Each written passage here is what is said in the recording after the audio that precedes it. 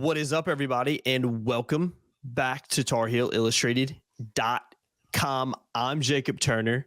He is Andrew Jones, and AJ, we are back for another edition of the UNC football show and a big game coming up for the Tar Heels this weekend against Clemson. 3:30 p.m. kickoff in Death Valley. That game will be on ESPN. UNC currently a 7-point underdog going into that one at the time of recording. And AJ, I said underdog there, and that's a perfect segue to mention that this show is sponsored by Underdog Fantasy. We're going to talk about them a little bit later on, and that was pretty good, wasn't it? That was pretty good. Yeah, very good. I had it written in my notes, so I didn't forget. I was typing up beforehand. If I was covering a baseball game and you were an infielder and you made a great play flashing some leather, I would say hang a star by that one. I'm telling you, man, I was prepared for that one, guys. That was not off the top of my head. I had that written down in the notes. I'm not that clever. Trust me. Yeah, Jim Nance writes down his line that he at the end of the national championship game. Literally. UConn, you can. He had that written down before it. I mean, come on, guys. He admitted that he did that. Of course. That's what proper preparation prevents poor performance, AJ. What was the 05 when Carolina finally went, nothing could be finer? Yeah. Yep. Nothing could be finer. Mm-hmm. And don't get it twisted. That was not off the cuff either. No more Jim Nance. We're way off the rails already. But anyway, yeah, only 2 minutes into this one. Only 2 minutes into this one. But again, show's brought to you by Underdog Fantasy. Stay tuned. We'll talk about them a little bit later on in this one, and we'll be previewing the Clemson game a little bit later on as well. Stay tuned for that. But as always, AJ, we're gonna start where we always start. If you're a consistent consumer of this show, you know what I'm about to say before I even say it. Let's start with the injury front. AJ, what updates can you give us on the injury front at the Kenan Football Center? Because it overall, AJ, we talked about it last week. Seems like Carolina, for the most part, is a pretty healthy football team right now. Everybody's banged up, but in terms of injuries, I'd say a relatively healthy football team right now. Aside from the guys they've lost for the season, and they haven't lost a huge number. It's not like the 17 and 18 teams that lost 647 guys. Yeah, a week. Tayon Holloway, they're monitoring. Mm-hmm. Caleb Hood told me last week, I saw him on last Tuesday when I was leaving after doing player interviews. I saw him on the concourse and he said he was 100% healthy, but he didn't play on offense there. And I didn't check to see if we got in on special teams. I don't remember seeing him on the field. He's been banged up this year. Yeah. But Holloway's being monitored. Otherwise, they're, for the guys that are not listed out for the season, I guess they're healthy. I'm pretty sure Sebastian Cheeks is a full go. So not much to talk about on the injury front. Again, if we had that segment sponsored, they wouldn't be getting much bang for their buck. Yeah, man. And again, that's good, especially when you consider that, Carolina's going into game 11 this week. I mean, the fact that we're not sitting here with a somewhat extended list of injuries, I think is a big positive for this program. So whatever the heck they're doing in there right now, it's working. So I guess keep doing what you're doing. We could have the Ace Bandage injury segment. They probably stopped sponsoring us though, like you said, because the segment's done in about 45 seconds. Nothing really to talk about. So the sponsor drop would be longer than this segment. Yeah, literally, man. They're that a positive for North Carolina going into a tough game this Saturday, and again to a tough game after that against NC State. So you want to be as healthy as you possibly can be. Vibe, AJ. You were at the press conferences earlier this week in person. What's the vibe around the Kenan Football Center? Because again, we're going to talk about it a little bit later on. Sitting at 8-2 is a pretty good season. I know the vibe around the fan base, we've talked about it off the air, is a little bit split. But is the vibe in the Kenan Football Center pretty positive? Because you would imagine it would be, looking at where they're at right now. Yeah, I think the vibe this week is better than it's been for a while. I mean, it was noticeably different. Sometimes you can cut stress with a knife when you walk into an environment where it's not honky-dory, if you will. I'm not saying that that's what it was like in Carolina. I'm just giving an example where sometimes you can just feel it. Yeah. Nobody has to say anything. You just feel it. I kind of felt like there was a little bit more relaxed vibe in the Kenan Football Center. Getting that win over Duke was huge. I mean, Very well could have. If they had lost that game, it would have been such a blown opportunity on so many levels. And people in the program will admit, yeah, it should have blown out Duke and didn't, but they still found a way to win. And sometimes that's the kind of thing that gets you going more than a route. It's like in baseball, a guy's in a slump. It's not the home run that gets him into a groove. A lot of times it's that seeing eye grounder or that loop single, right-handed batter looping a single just inside the right field line, just beyond the outstretched glove of a first baseman going back on the ball, that gets you into a groove. So I kind of feel like, or I kind of get the vibe that the feeling there is, okay, we worked through that. We did a lot of things that are on the laundry list of do not do this, but we still won a game, and we're going to maybe find ourselves again. The challenge is that they're going to have to do that with the last two games being on the road in the two most difficult environments they'll play in all year, against the two best defenses, most physical teams they'll play all year, against a fully rejuvenated, Dabo's got his teams back and they know it, Clemson team, and then an NC State team that hates the soil anything Carolina Blue is standing on. So the challenges are significant, but I do think that they're in a pretty good place mentally, emotionally, as far as confidence goes, heading into these games. Now, I think that they're back a little bit in that sense. Yeah, and that's good. That's where you want to be. And you can. And let me ask you this before we move on. You talked about maybe the vibe change, and you're noticing a change in the vibe maybe this week. When did maybe that vibe shift? Was it after the Virginia game? Maybe it started to feel a little bit different after Georgia Tech, before the Virginia game? When did you maybe notice? Did it? I think it was before Virginia. I know hindsight's 20/22, but we talk human nature. Mac talks human nature. I don't think they were ready for Virginia. And I think it was throughout that building. I think you can look at the performance and the performance, but there's other factors too. I know that's not the only thing you're talking about. But. I just don't think that they respected Virginia as much as they need to. That's not a criticism of Carolina that's unjust. It's there. It happens. It happens in sports all the time. All the time. Georgia Tech lost to UMass Lowell in basketball Tuesday night. Yeah. They didn't take them seriously. If they did, they wouldn't have lost that game. Exactly. So Carolina and UVA, same thing. I just think there was a sense of achievement after beating Miami, especially with a great third quarter. The most dominant third quarter defensively, physical third quarter I've seen from a Carolina football team, certainly since Butch Davis was coach. They had some very physical defenses. And there was a feeling of accomplishment. They're number 10, they're 6-0. People are talking. I was on a radio show the next day with Tom Luganbill, who did the game, the Miami game, and someone else on a national show, and they asked me about the CFP. So it's like, okay, it was then time to start discussing things that no one was really going to discuss beforehand.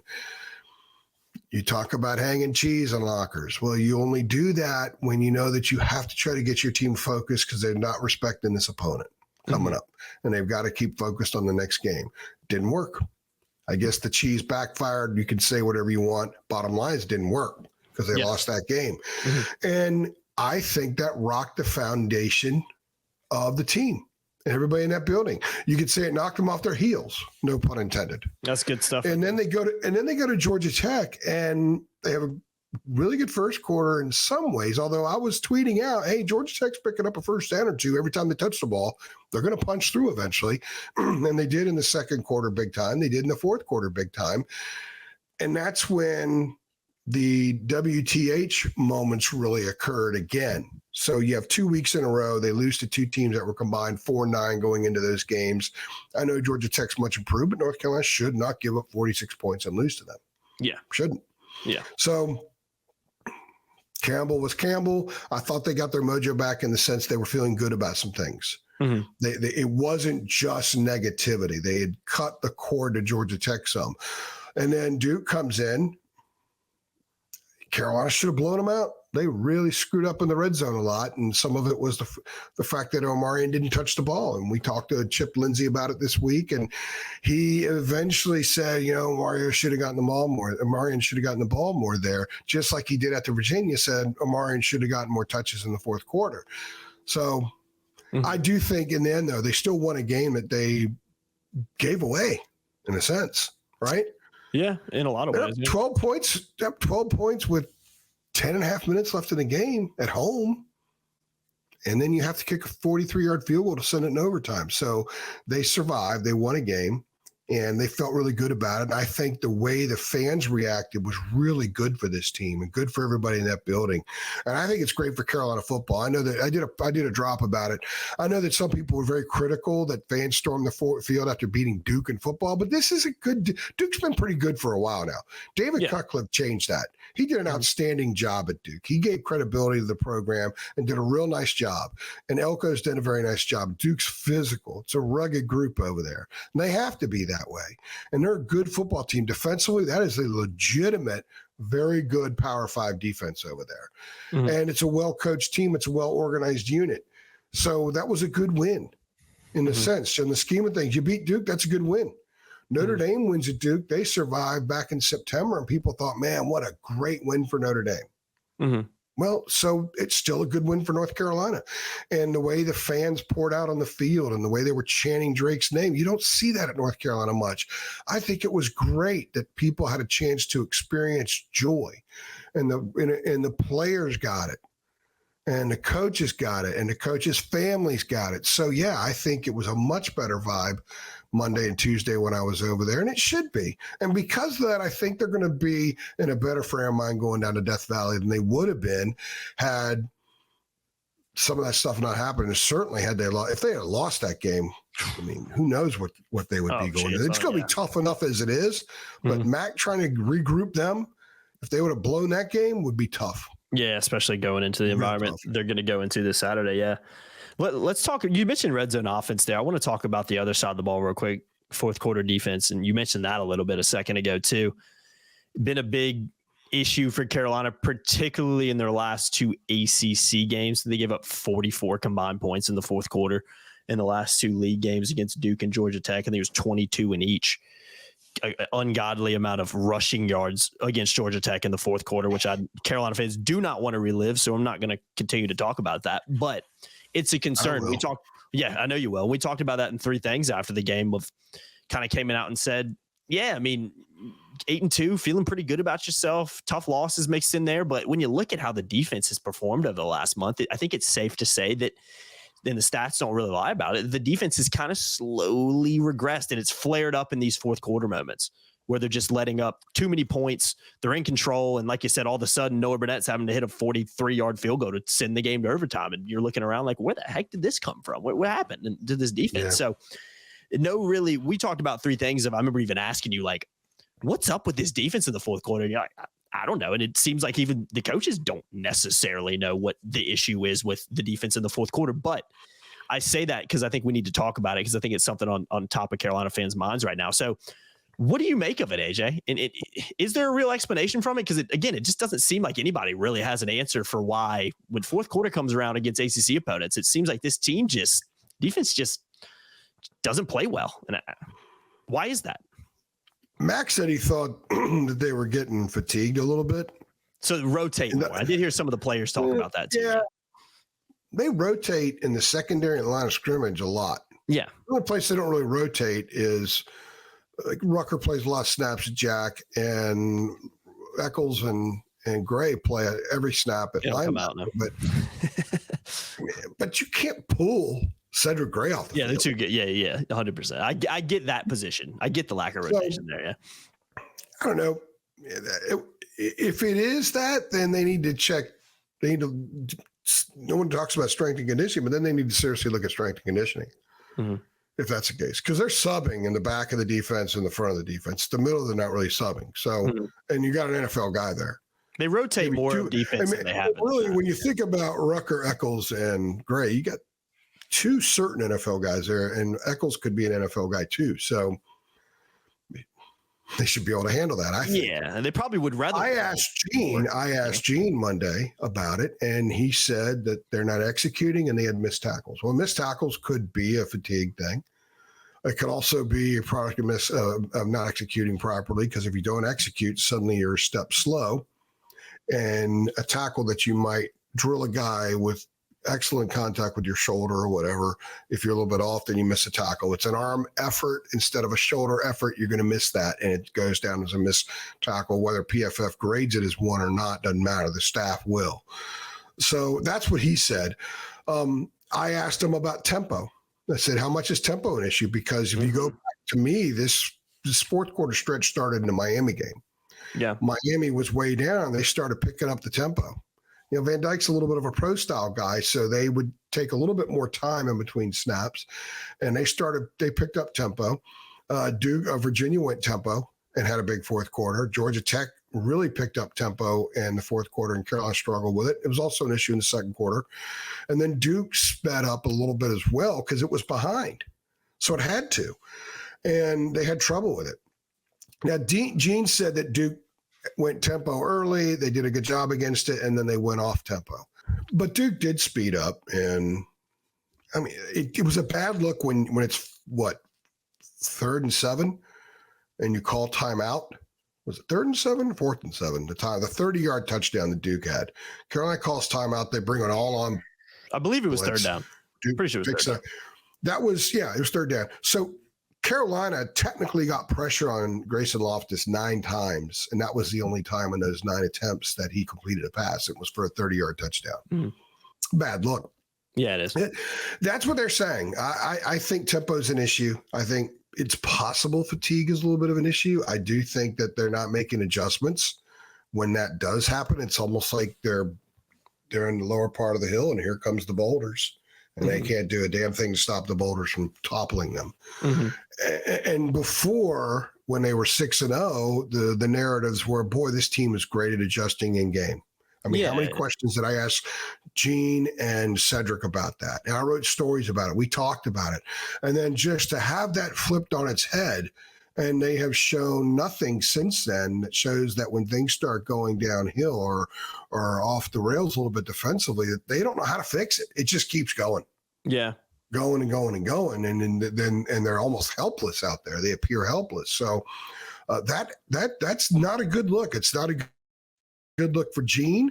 It's not a good look for the players. It's obviously, I think, the thing that has fans rankled the most. Oh, 100%. And then you throw in the special teams junk that flares up every game. And then you throw in the occasional lack of use of the best running back in college football, which is head scratching, or one of the best running backs. And I understand why fans are ticked off. Okay. If you're from Idaho and you're just kind of checking in every once in a while, it's a pretty good year for North Carolina. And you go look at their history, say it's a great year for North Carolina. But if you're closer to Chapel Hill and you see how the 8-2, all the trimmings of the 8-2, there are things to pick at. And it's valid for fans. I'm having an exchange with a guy on Twitter right now where he's very diplomatic about some of the things about the team. And I'm like my podcast about this is a really good year for North Carolina football, and it is, because on the surface it is. And ultimately the only 2 stats that matter are what the number in the win column, number in the loss column, and they're 8-2. And they have a chance to have one of the better seasons in the school's history. It's kind of how you get there sometimes. That is what's troubling to a lot of people, and I get that. But let me give you the numbers, because they amaze me. And I think we should probably put the numbers out there as much as we can, because it is, as Max says, facts. In the last 4 games against ACC teams, we're going to take Campbell and chuck it over to the side.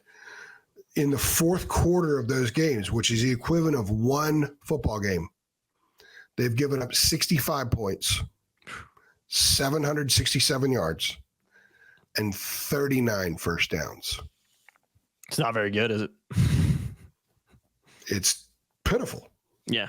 And it's at the most crucial junction in games. And let's look at it this way. In the first one against Miami, they had a chance to put their foot on the throat and didn't do it. So there were a couple times where they were up to Miami where they showed us maybe an inability to deliver the knockout blow, like the once and for all, boom, this game's over.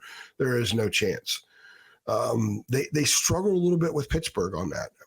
they won by 3 touchdowns, but they still struggled a little bit, and they kicked a couple of field goals in the fourth quarter. Remember, they went from the Minnesota game to, I think, Georgia Tech without scoring a touchdown in the fourth quarter. They were kicking field goals. Yeah, they're struggling. Mac expressed concern in September about that in early parts of October.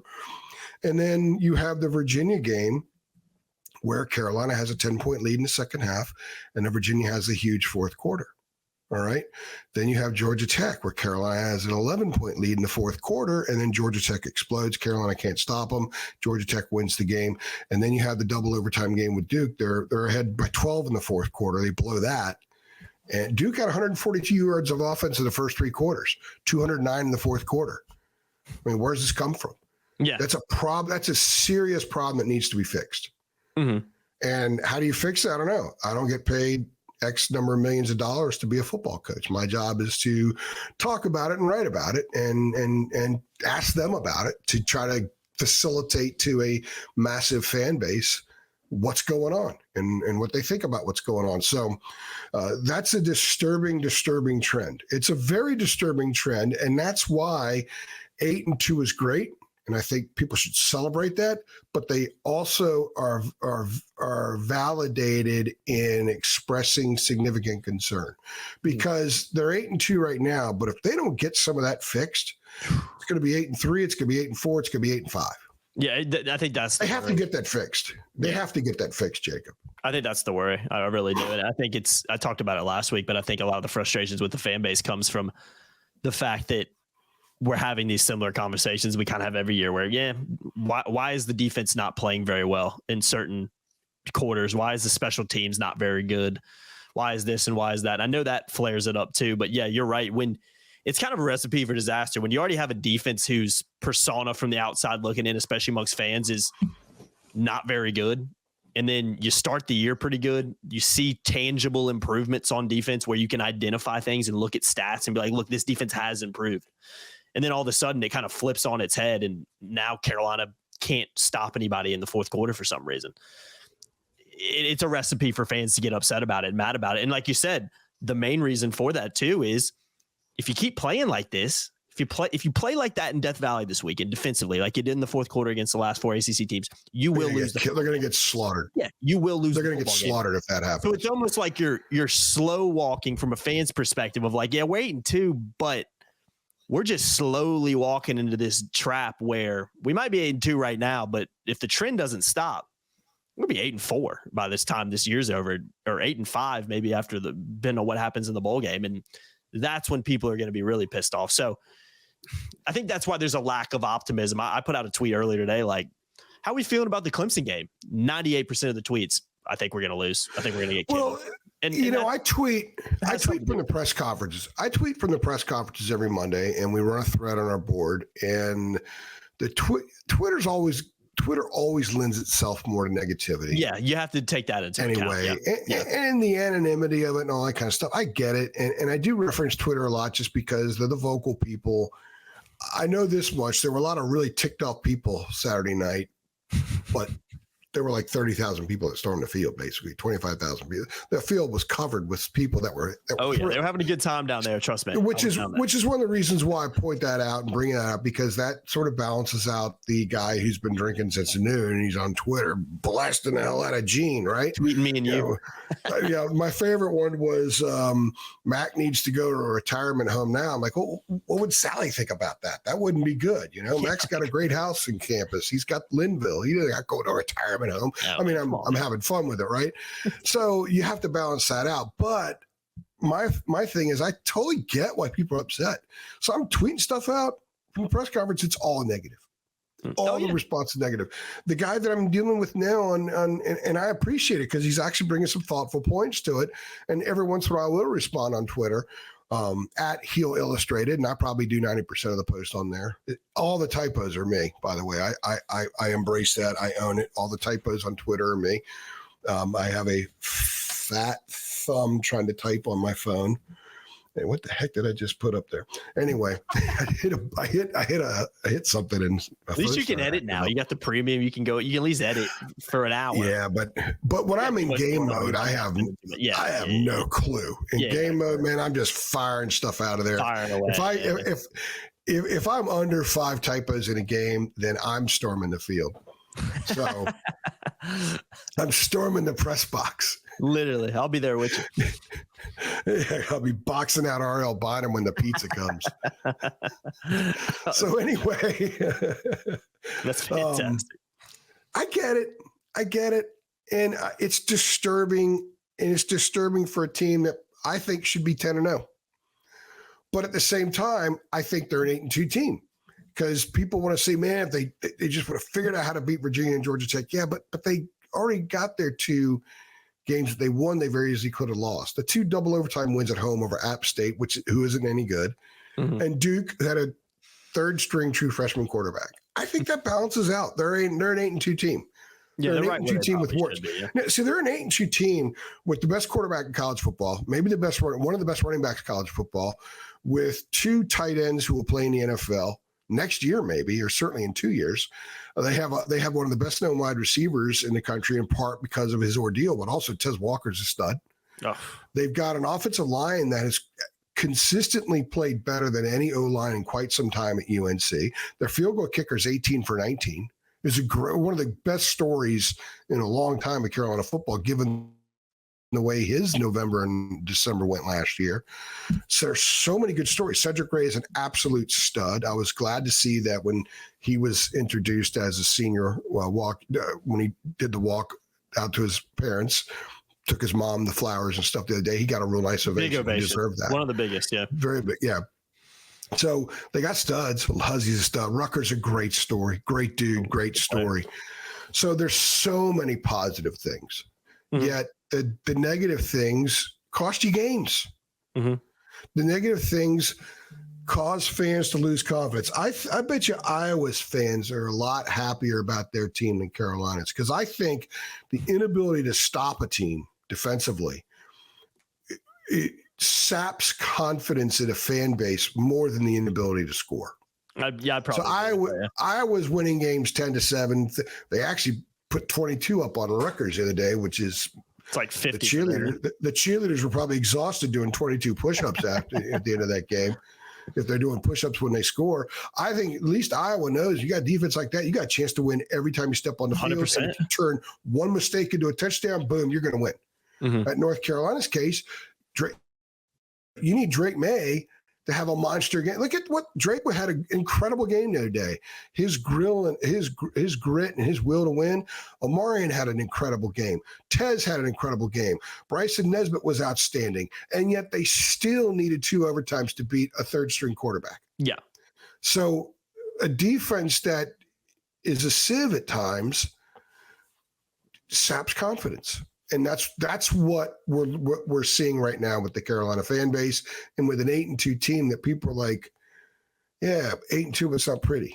What is the problem? And it gives them little confidence that it could stop a resurgent Clemson. And in a weird kind of way, maybe Brennan Armstrong's a more difficult option to deal with at State than MJ Morris would be, because he can run so much better. Exactly. I mean, we know what running quarterbacks can do to the Tar Heels. You do. So I totally get it. It's a fascinating thing to cover. It's fascinating to me that I know that when I'm typing something and it's going out, I know how people are going to react. Yeah. No matter how positive it is, people are going to react that way. Yeah. And I said something on Twitter. Is the last thing I'll say on this. I said something on Twitter after the game. It ended up getting a lot of love. So I think most people agree with it, but there was also some pushback on it. But 2 things can be true at the same time, AJ. You can sit here and be annoyed and pissed at how poor the defense is playing in your eyes, and statistically, particularly in the 4th quarter. You can also sit there and admit, well, Mac Brown's raised the standard here. 8-2. We're mad because we're 8-2. And so like 2 things can be true. And I think sometimes people just get too caught up in this season or the losses or the negatives, or, well, this is going wrong and that's going wrong. And, oh man, why are we so bad at this? And they can't step back and say, well, 5 years ago, 6 years ago, Carolina won 5 games in a total of 2 years. So again, 2 were over FBS. They had 2 wins over FBS teams. So again, 2 were over FCS, and 1 was Old Dominion, who was transitioning to FBS. Yeah, you have to be able to wins realize, over FBS teams, and that's just flat out bad. I mean, Carolina fans, unless you just have short-term memory loss or you just started watching Carolina when Mac took over again, you know what the standard's been like. And Mac Brown has been the coach in the last 30 years that has essentially been the guy that took Carolina to his highest of highs, and he's essentially doing that again here. But I understand it. You can still be mad at the defense, but still you have to be able to step back and say, well, yeah, I'm annoyed at these things, and I wish we'd coach better in these situations, and I don't like what Mac's doing here. I don't like what Chip Lindsey's doing here. I don't like what Chiswick's doing in the fourth quarter, but we're still 8-2, and this is still a heck of a lot better than it was 6 or 7 years ago. So there's got to be a little bit of a separation for that. And again, two things can be true at the same time. But I think also the expectations, and when they were 6-0, yes. Look, let's be honest. When they were 6-0, they looked 6-0. 100%. There were some issues, but they looked 6-0. And when Tom Luganbill asked me about CFP, yeah, I mean, because he just saw him the day before, he was thinking the same thing. And back then, I think it was I think part of the frustration and the anger, and there's a lot of anger, isn't so much, okay, they're 8-2, you should be thrilled with 8-2. It doesn't happen very often. It's only the 22nd time in the program's history in 130 years they've got 8 wins at this stage of the season. However, where were they a month ago? What happened in the last month? How did this happen? We already know they could be 6-0 and look 6-0 and look like a top 10 team. We know that's what they could be. So now suddenly they aren't. What is the problem? So a lot of it is the immediacy of the downturn. And they've gone 2-2 in the stretch. One was at FCS, and the other one was a double overtime win at home over a third-string true freshman quarterback. 100%, yeah. And the losses were to teams that came into those games with a combined 4-9 record. So I get it. And I know that they know.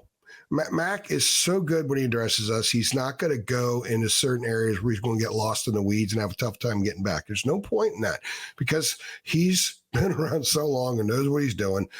If he goes down one of those paths, he knows that Chip or Adam or myself or whoever's going to ask a question about it and take them back to the weeds. So he's smart in staying away from that. Because we can ask him about the weeds, but if he doesn't step in it, he doesn't step in it with us. You know what I mean? Yeah, he's really good at that. But those things are all being addressed. People say Mac doesn't show enough fire in the press conference, or Mac is avoiding. He's not avoiding it in those meetings. It's not like they're sitting around not discussing the fourth quarter defensive issues. It's not like he didn't have a conversation with Chip said, Omari's got to get the ball more. Now, you can say he needs to get on the headset and say, next time we're in the red zone, just give him the damn ball every time. Yeah. And don't give Drake those options. Just call a dive play. Just call the damn dive play, run forward, and let the guy score. You know, if you can't get in the end zone, 2nd and goal from the 1 with Omarion on 2nd down, Omarion on 3rd down, Omarion on 4th down, then you don't deserve to be in the end zone. Exactly. I've had college football coaches for over 20 years say on the record and also in discussions off the record, look, if you can't score from 1 yard out and you got multiple chances, you don't deserve to be in the end zone. That's the mentality of a football coach. You're right there. You got to be able to get in. Yeah. Period. There's no other way around it. That's what they're telling the team. That's what Randy Clements is telling the offensive line. You've got to explode off the snap. You got to get push to allow the back to get across that goal line. Period. And they didn't give them that chance. So those conversations are happening. Of course they are. And they're humans. They're going to make mistakes. They err. I think the Lindsey stuff is far more fixable. I think the defensive stuff in the fourth quarter is a problem. It's a problem that has reoccurred. Yeah. And came from out of nowhere. And we're talking a lot about this, but I think it's the primary storyline of this team. It is. Not the season, but of this team right now, because if they don't get that fixed, then they're 8-2 now, but they're not going to close 11-2. No. They're not going to be 10-3. Maybe not even 9-4. And I think that's where a lot of the negativity comes from, because I feel like as the fans looking into it, it's like, yeah, we're 8-2, but if we keep playing like this defensively, like I said earlier, we're not going to be 8-2 much longer. We're not going to win many more football games. And then we're really going to be annoyed. And then we're really going to start asking questions. And again, I understand that, but that has to happen first. So let's see what happens against Clemson this weekend. Let's see what happens against State. And again, if they give up 6,000 yards in the fourth quarter again on Saturday afternoon, AJ, then we'll talk about it and we'll criticize them for it. And we'll talk about how it needs to be fixed. But until that happens, stick to the facts right now. 8-2, still a lot of improving that can be done. And there's still a lot of improving that needs to be done if this team wants to win 10 or more, which let's not forget, AJ, 9 isn't enough according to Mac Brown. This team needs to win more than that. That's a stated mission, and we'll see if they can do that this season. Real quickly, before we dive into the preview, ACC chances. I am about as confused, I think, as everybody else is in what the heck is going on in this league, because we were talking about it last week of like, well, Georgia Tech beats, if Florida State and Georgia Tech win this weekend, then Carolina's out of it. And then I see people saying the opposite. Like Carolina's still in the race to do it. They can still do this if this and that happens. So what's going on in this league right now? And can Carolina still somehow play in an ACC title game? Because I don't know at this point. I'm confused. a fascinating look into how confusing this is would have been the discussions that some of us were having before the press conferences Tuesday, I guess, with the players, or maybe it was Monday before. I can imagine. I've had conversations with fans about it. Because nobody understands it. Yeah, it doesn't make much sense. Yeah. Nobody understands it. And even when it's explained, it doesn't make a whole lot of sense. So I guess all Louisville has to do is beat Miami and it's settled. Over. Yeah. It's settled science, right? It doesn't matter if Carolina wins out. Now, I do think because Louisville would have one loss because Louisville only has one more conference game because they closed with Kentucky. So if Carolina wins out and Louisville wins to Miami, are they in the championship game now? No, Louisville has one league loss. So, but I'm saying if Louisville loses to Miami, then it'll both have 2 league losses. No, it depends on who else wins, though, because we said it last week, and my understanding is still that it's your best league win, your composite. That's what I thought it was. Yeah. The bottom line is Carolina has to win at Clemson and NC State, and Louisville has to lose at Miami. And I think Louisville losing at Miami very well could happen. Carolina winning at both Clemson and NC State, the Carolina that we've seen the last month, that's kind of hard to. I don't think it's. I could see Louisville losing much more, has a much better chance of happening than Carolina winning both those games. Georgia Tech is in the mix as far as where you finish in the league and all that kind of junk. Let's just wait and see what Louisville does this week and let things get a little bit cleared up. Because none of it matters if Carolina doesn't win. So we're sort of in Carolina's not in a situation where it controls its own destiny. Mm-hmm. They need the Tar Heels need a lot of help. They need Miami to win. Now, Miami could flare up and beat Louisville. There's no doubt about it. Because I'm not sure how good Louisville is. They're number 9 in the country, but are they really the 9th best team in the country? I don't know. They didn't have to play Clemson, FSU, or Carolina. They had to play Duke, but they played Duke without Riley Leonard at all, and they were just figured out a way to not have Leonard. They just lost him for good again. Carolina, at least when they play, Duke at least had a game and a half of Grayson Loftus by the time they went to Chapel Hill, so they kind of knew what they had a little bit. Mm-hmm. That wasn't the case when Duke went up to Louisville. This might be Louisville's toughest game to date at a schizo Miami team that has to play the starting quarterback now that they had benched. Like, oops, we didn't mean it. He could be your quarterback again because the kid that they replaced him with, they benched him for, got hurt. Yeah, yeah. So, you want to talk about a program with some vibe right now? Jeez.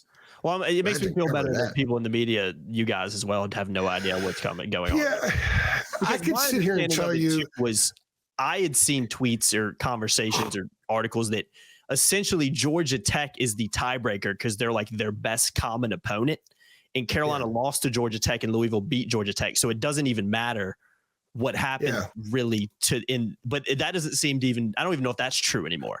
So that's what being explained to me is that was it. So it would have to. The chances of Carolina getting to the ACC championship game are so slim that I don't really think it's worth spending a whole lot of time talking about because so much has to happen that fall in its favor after last month in which very little has fallen in its favor. So Louisville's going to be in that game. I just can't see that not happening. It would be Florida State will beat Louisville, and Florida State will beat Louisville by a couple touchdowns and maybe make the CFP. It depends on what else happens out there. But ACC fans should root for FSU to hammer Florida. Yeah. They played North Alabama this week or something. Yeah, I know. They're done in league play. Yeah, they're done. And then hammer Florida and then hammer Louisville in the ACC title game to make sure they get into the CFP. 100%. Yeah, you definitely want that. Because there's an outside shot that an undefeated Florida State gets left out. I know there is a chance of that. If Alabama edges Georgia in the SEC title game, or if Michigan, Ohio State is a nail biter, I could see the loser of those games getting in over an undefeated Florida State. I could too. 100%. Especially Alabama. I think Florida State, if they win comfortably, like people expect them to, especially over Louisville, if they win out and can beat Louisville comfortably, I think they probably get in. They haven't been super comfortable in their wins of late. No, I don't think let's put it this way. I don't think they're winning a national championship this year by any means. I don't think they're the best team in the country, but I think if they're undefeated, I personally think they should still. But I'd like to see them get to the CFP. I think ACC people should want that. I think it'd be great for Norvell building that program. The league needs it. Mm-hmm. People say, "Oh, I don't care what Florida State does." No, you should. The league needs the league's had a good year. They cannibalize themselves a lot, but the whole Notre Dame never losing the ACC discussion's over. In fact, the two games Notre Dame's allowed the most points in this year were the losses to Louisville and Clemson. Mm-hmm. So, and the league's done, and now they still have more opportunities. Florida State should beat Florida. Yeah. I think Louisville should beat Kentucky, right? Clemson should beat South Carolina. Mm-hmm. Georgia Tech will lose to Georgia, but I think Georgia Tech's offense could give that defense a little bit of trouble. Yeah, they're not 100% ready. That could be an interesting game. It's at Bobby Dodd Stadium. So we've got some of these games at the end of the year. The ACC could continue to add to its winning record over the SEC this year. So it's been a pretty good year for the league. And getting Florida State in a CFP would be very important for the league. Oh, 100%. Because Jim Phillips is going to want to renegotiate the TV deal at some point, because you're bringing in these new schools, you're bringing in new markets. They very well maybe. I mean, they put out that schedule release, but I mean, it's possible they could end up making one more addition here in the next year or so, maybe a very significant addition, and they have to renegotiate. So if they're doing it in a position of strength where they say, look, we had a winning record against the Big Ten. We had a very healthy winning percentage against the SEC, which right now is a winning record. If they go 3-1 in the last weekend, they'll end up, +4 on the SEC this year. And oh, by the way, we got a team in the CFP. We got a team in the national title game in Florida State, one of the schools that draws the best viewing audiences in the country. So that's even higher because their fan base is amped up. There would be a lot to sell, and that ultimately helps the University of North Carolina. Yeah. Oh, yeah. If the league does well, North Carolina obviously benefits. Everybody benefits. Yeah, 100%. AJ, we're going to dive into the preview right here in a second. Before we do need to take a quick break to talk about our official partner for fantasy sports, and that's Underdog Fantasy. Excuse me. And Underdog is super easy to use. You just go to the app, go pick whether your favorite players have a higher or lower stat total than what is listed. Just do that with 2 to 5 different players, and you're in business. And if you go 5 for 5, you can 20x your money. I'll give you a quick example. I've been using the Sam Howell example a lot because he's absolutely tearing it up right now in the league. And maybe this Sunday you want to put together an entry for Sam Howell. So all you have to do is select an entry with him. Say maybe this time you're feeling confident about him because of how he's playing, and you'll say, okay, I think he's going to go higher than what they've got listed here today. And if you hit that, you win. It's that simple. It doesn't take much time at all. And again, you can win big for something that takes a few seconds or a couple minutes at the most. So we also see a lot of you downloading Underdog using that promo code HEAL as well.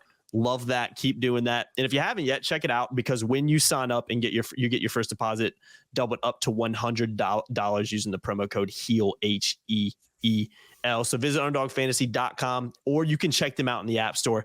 And again, don't forget to register with that promo code HEAL. Links in the description below to take you right on over there and get signed up. I'd like to make it nice and easy for y'all. So must be 18 plus, and present in a state where Underdog Fantasy operates. Terms do apply. If you are concerned with your play, call 1-800-522-4700 or visit ncpgambling.org. Big thank you to Underdog Fantasy for continuing to sponsor this show, and make sure you go and get signed up and use that promo code HEAL when you do. All right, AJ, let's dive into Clemson for a second. 6-4, 3-4 in ACC play, currently sitting at 9th in the league, which just sounds so weird to say when you consider they've dominated this league for the last 10 years, really. But that's where they are at right now. 2 straight home wins over number 15 Notre Dame and Georgia Tech, though, so are starting to figure some things out, and they have scored 30-plus points in both of those victories, and I think that is a big plus for them, because if anything, as you'll learn in a second when I bring out some of these stats, it's the offense that's really held them back for most of this year, because they have been flat out bad at times, but seems like they're starting to figure it out a little bit. Those 4 losses coming to NC State, Miami, Florida State, and Duke in the season opener. 6th best offense in the league, AJ, around 408.3 yards per game. That has improved again in recent weeks with some of their performances. I know it used to be worse than that, but this is why they are where they are, and maybe not worse than where they are right now, AJ.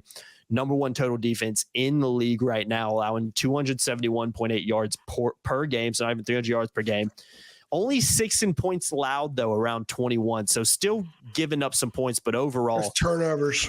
Yeah, I was going to say turnovers from that offense. That's been what's let them down. Turnovers leading to scores. 100%. So good defense, really, really good defense. And Carolina's going to have to play. I tweeted out earlier, I think today, we're recording this on Wednesday, Carolina's going to have the best performance of the season to go down there and win. I firmly believe that because of a little bit of that uptick offensively from Clemson that we've seen in recent weeks, and because that defense has been really good this year, and it will just be a really tough defense for the Tar Heels. It's fun. It's going to be fun to watch, though, because you're thinking number 1 defense against the number 1 offense in the league. So I'm looking forward to that matchup. But AJ, that's all I'm going to keep it at today. I'm not going to dive into, this is how Caleb Klubnik's doing and what's the status of Will Shipley going into this one. Who's in here? I don't think Carolina fans really care about that. I think Carolina fans want to know, what does Carolina have to do to have a chance to win this Saturday in Death Valley? Because I can tell you right now, AJ, most Carolina fans right now are not very optimistic that's going to happen. So when you look at this matchup, first of all, do you agree Carolina's going to have to play its best game of the year to have any chance of winning this Saturday? Yes. And feeding off of that, perfect. What does Carolina have to do to come out of Death Valley with a win on Saturday night? Remember the 3rd quarter against Miami? All that physicality on defense. They need to do that for 4 quarters. Yep. And they need to be just as physical on offense. Mm-hmm. Clemson's the number 6 defense in the country overall. Top 20 in rushing defense, top 20 in passing defense. They're like number 8 in passing, or 5 or whatever it is. Really good defense, man. Passing yards, passing efficiency. They don't allow a ton of first downs. They don't allow sustained drives. They just check every box. I asked Drake about how good Clemson is on all 3 levels, and I said, is there a level that stands out? And he said, no. They're just so good at all 3 levels, and they have depth. They got NFL dudes all over the place on defense. The Clemson teams that won titles, this defense is comparable to those Clemson teams. The problem has been the offense and the turnovers. And it's not just – they turned it over 3 times in these last 2 wins. Mm-hmm. And they turned it over 15 times in the previous games. The difference is the turnovers haven't hurt them. They were turning the ball over, like interceptions returned for touchdowns, a fumble returned for touchdown. I think Florida State had one. I think Peyton Wilson had a pick 6 against them. So that scoring is a little skewed because of that. I would love to see a stat saying what the defense has allowed. It would be better than 21. Like I remember when Carolina was having a great stretch and not giving up touchdowns in the second half of games, and then Pitt returned a kickoff for a touchdown. And that kind of skewed things a little bit. So I remember Cedric Gray was asked a question about, well, you guys have only given up X number of points in the second half. And he corrected the reporter saying the defense has only given up this much. Mm-hmm. So I think that's a better way of gauging where Clemson's defense is, especially with the point score. Carolina has to be really good at the line of scrimmage. It's going to be interesting to see if Omarian's 100-yard streak continues. If it does, I think the Tar Heels win this game. Ooh. Because Drake's going to do what Drake does, but it's going to be easier to do it if some of those linebackers are being sucked in a little bit because they have to deal with Omarian. Mm-hmm. So Spencer Rowland, we're going to find out what kind of tackle you are. Mm-hmm. If it's Diego Pounds or William Barnes, I think it's going to be Diego Pounds. He's going to get a wonderful opportunity to show that his game's moving forward. Corey Gaynor at center. Lampkin, Montilus, the guards. This is going to be an opportunity for those guys to play a massive role in Carolina winning this game because Omarian's not going to have a great running game just breaking tackles against Clemson and running guys over. It's a different beast on that side of the ball. They must play well and get consistent push for Omarian. For Drake, they must protect him. If Drake's on the roll and he starts chucking stuff out of bounds early and Clemson gets a beat on him, it's going to be a long day. He could still throw for 300 yards and it'd be a long day. But if he has a very efficient 300 yards that is complemented by Omarian, then the Tar Heels are going to be in good shape. Yeah. They're going to, because you could say I said earlier, they had all these wonderful things happen offensively the other night and they still had to go double overtime to beat a team with a third string quarterback because the defense just failed miserably in the fourth quarter. So I guess perhaps I should check what I said about Omarian. If he runs for 100 yards, they win. That's if the defense is just a modified version of what it was in the bad from the last several games in the fourth quarter.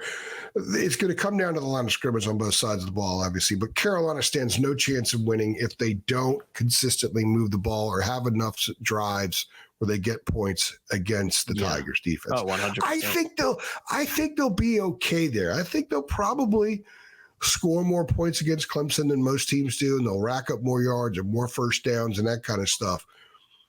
But special teams has been a disaster. I don't care anybody wants to sugarcoat it. They have dipped into all the ugly bags. The one thing that's been constant is Burnett. He's 18 for 19, and he's been good. He's converted all 33 PATs. He's been good. Everything else is up. It's up for grabs as far as I'm concerned. You cannot go into any new game comfortable that they're not going to allow some stuff on special teams. And Clemson sees it. Dabo has never had a problem reaching into his bag of tricks on special teams. No. So that's the thing. Maybe the defense gets a stop, but then you give up a fake punt and you're back on the field. Mm-hmm. Mm-hmm. So, Duke didn't score after converting the fake punt the other day, but it got a first down and it kept the ball a little bit longer. Clemson perhaps might. So defensively, Cedric said that Klubnik has been a part of the run game. I think Clemson's run game has been better the last couple of weeks in part because Phil Maffa is getting a lot of the carries. Yeah. They've run for 436 yards the last two games. Yeah. He ran for like 190 something against Notre Dame. I know. The offense is looked better in recent weeks. Yeah, Notre Dame's supposed to be the bastion of physicality at the line of scrimmage. That's what everyone's been telling us. Yeah. And Phil Maffa nearly picked up 200 yards against them. So Cedric says Klubnik's being used a little bit more in the run game. So I think they're giving defenses more stuff to look at. They were a little bit easy earlier because they were fairly predictable. They're a little bit less predictable, but they're better at the line of scrimmage. Miles Murphy said that the offensive line is firing off the snap better. That's been a big part of it. He said, if you can look at the film the last 2 weeks as opposed to 6 weeks ago, you see a difference with the offensive line. So again, physicality and line of scrimmage is where this thing comes to. So if Clemson's mission is to run the ball and run it, because Klubnik threw for 150 against Notre Dame maybe, and maybe 185 against Georgia Tech or 200, something like that. He's not lighting it up. They're winning because they're running the ball and they're playing great defense. Mm-hmm. And they're not hurting themselves on special teams, and their turnovers are not hurting them. So they're playing clean football. That will be the recipe this weekend as well. Yeah. So yeah, no, I agree with that. I think you hit the nail on the head. I think it's a line of scrimmage game. I say this every week. You could go West Coast offense, triple option, air raid, doesn't matter. Yeah. pro style. None of that crap matters. It all comes down to the line of scrimmage. If your guys' hats beat the other team's hats on a more consistent basis, you're going to win the game. 100%. Yeah, and it's even more important in games like this when you got two big time programs playing right here, North Carolina and Clemson. So, score prediction, I said 38-27 North Carolina. I think the defense gives up points again, and again, I haven't seen enough from the last month from Carolina's defense to have any. You're picking Carolina or Clemson? No. Clemson wins. Oh, okay. You said Carolina. Yeah, okay. Sorry about that. Clemson 38-27. I think Carolina loses this game. I haven't seen enough from Carolina defensively in the last month to think they can go in down there and stop Clemson enough. I mean, again, you can look at last week and be like, well, maybe they can play a little bit better in Clemson, but it's like, you gave up how many points to a backup second string quarterback in Duke who hasn't even played very many times, true freshman. So I don't foresee this defense. Yeah, exactly. I don't foresee this defense going down there and just stopping this Clemson. I also think a couple of those touchdowns, maybe one or two, come off a couple of maybe Carolina turnovers. We have, if there's any criticism you can label it this offense at times, they do give away some unnecessary turnovers. I know Drake is uncharacteristic picks that he throws at times. So I think Clemson's defense probably forces a turnover in there, maybe sets the offense up in good field position, which leads to a score. So I think there's a little bit of that in there as well. So I'm saying 38-27 Clemson. But I think it's a good game. I could see, would I be surprised if Carolina went down there and lost by 2 or 3 touchdowns? Not necessarily, but I think it'll be a little bit closer than some people might expect, but I don't have a ton of confidence Carolina wins the game. And again, senior day too, got to factor that in a little bit. I know South Carolina upset them on senior day last year, so how much does it really matter? I'm not sure. But that you got to be crazy to think that doesn't play some kind of factor in it as well, because it's already a tough time. I think Clemson being revitalized the last couple of weeks is all that matters. Agreed. And Dabo has their back. That phone call from Greenville, Tyler from Greenville, that got a lot of attention. Was it Spartanburg or Greenville? Or Spartan, I don't know. Tyler has too much time on his hands. I'll tell you that much right now. For sure.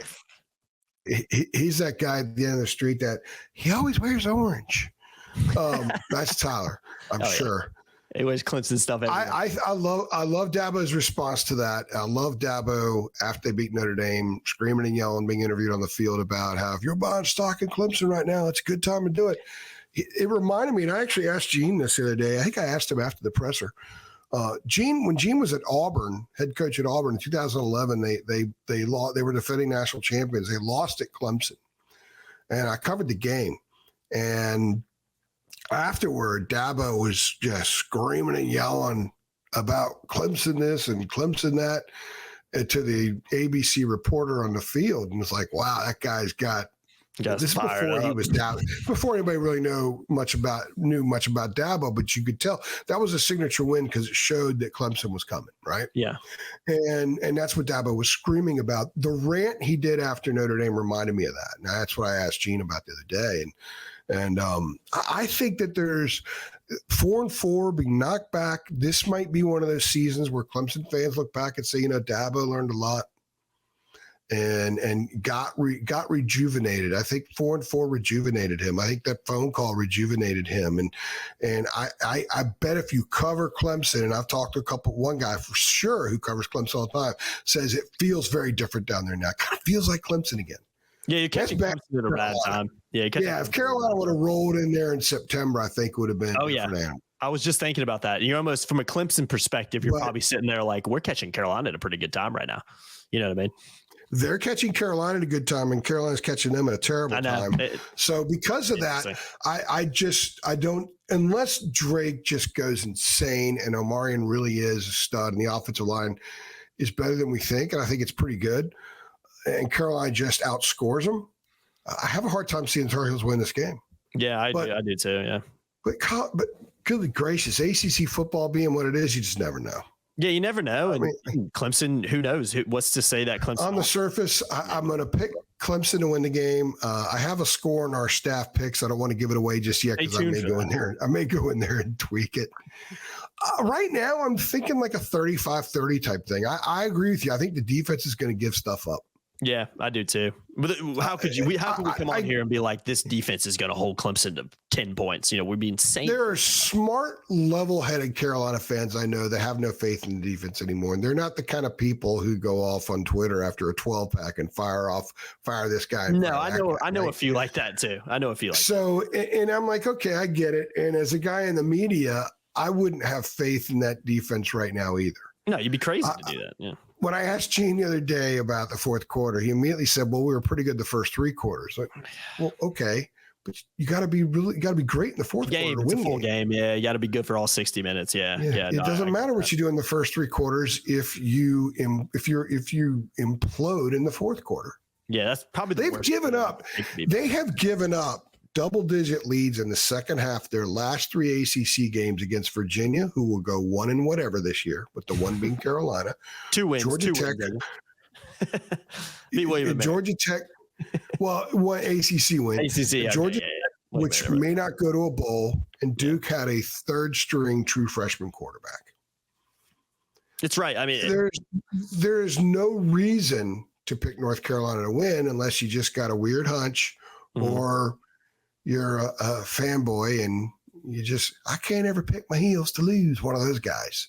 Yeah, I've also never witnessed, they've played Clemson a few times under this Mac Brown 2.0 era, and they've had gotten close, obviously, in that first matchup. Last year was a blowout. Again, you got to be a little crazy to say, sitting here, oh, yeah, I think Carolina goes to Death Valley and wins this. No, I'm confident in that. Like, that would just be a wild. I covered a win. I covered a UNC win in Death Valley. When's the last time they won? 2001.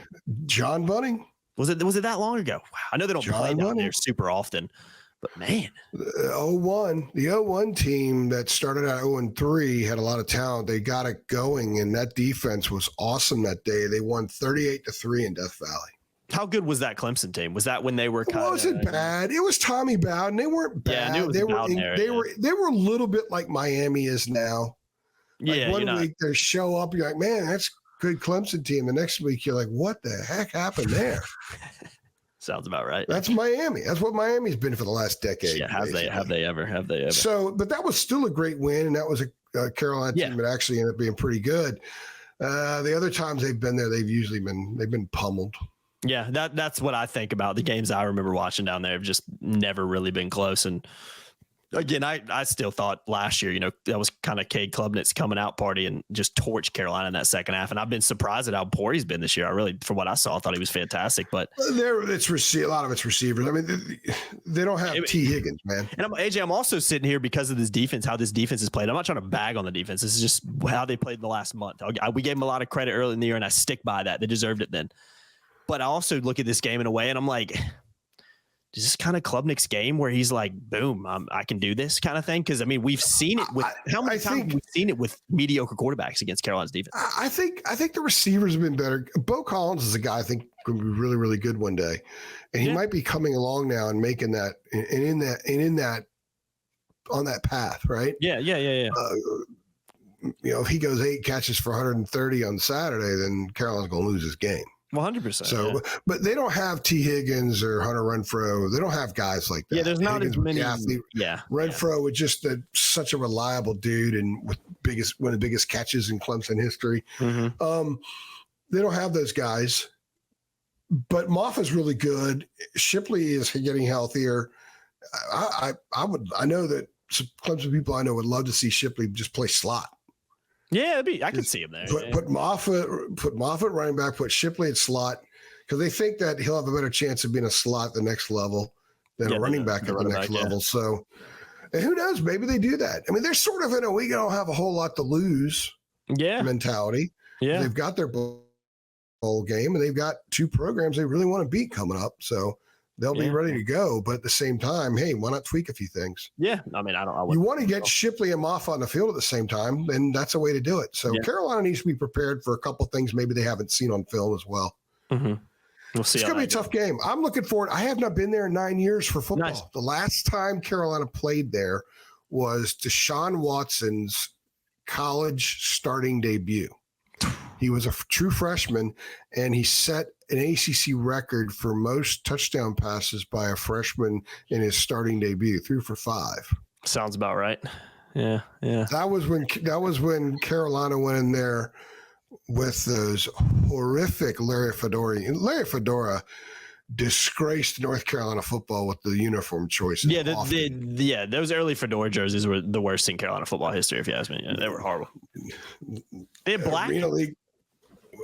They wore black that night. They had the white with like the blue, and it was piping, and they had black numbers, and they had a black face mask. It was a white helmet, I think. The black, I didn't get it. You got navy. What are you wearing black for? Navy's like your second. What are you doing? Like because recruits love black. Well, then why isn't Southern Miss any good? Yeah, it's like I don't think black. Well, I don't think why didn't it work for Maryland?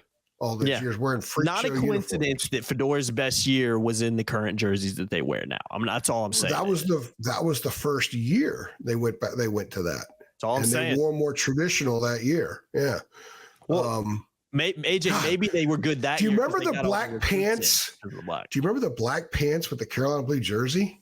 Oh, it was horrible. I mean, that's like if you go down to your local elementary school and you ask Miss Watson's second grade class to design a football uniform, that's the crap they'd come up with. And Larry'd be like, let's use it. Let's put it on, boys. You're 100% right.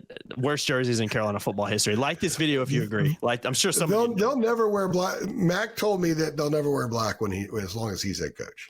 But hey, to play devil's advocate, AJ, we just talked about it. First year, Fedora's best year was that the first year they wore the new jerseys. Maybe that was their best year because those black jerseys brought all the recruits in. Just saying. Karma. Maybe he was right. Karma. Yeah, maybe he was right. Maybe he saw something none of us saw, but it doesn't matter. I never wear black again. You have navy's your second color. Why are you putting black in your jersey? It makes no sense. We always go uniform at the end of these shows. Yeah, those jerseys get me fired up though, because I was a teenager during that time, and I thought they were okay back then. But in hindsight, man, I don't know. Whoever made that decision, I hope they're not working at the university more. No disrespect, but to think, I just don't get it. I don't get that at all. We've always talked about Carolina's got some of the best color combos in the country, and you threw black on it when you got navy right there. Like, come on, guys.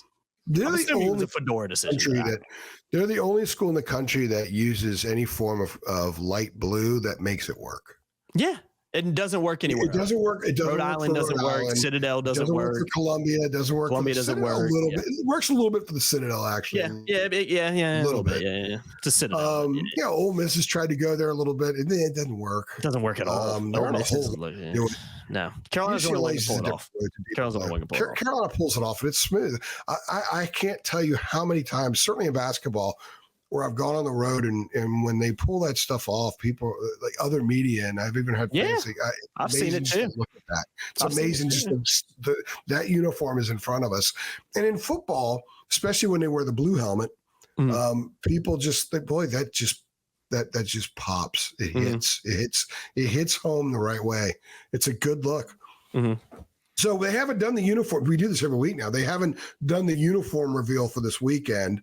I'm going to go first this time. Yeah, go ahead. And then I was right last week. I think they're going like Carolina blue, white, Carolina blue, blue, white, blue. I might agree with you on that. They haven't worn that this year. I think you're right. I do. I'm gonna be different. Just to be different, I'm gonna go blue, white, just to be different.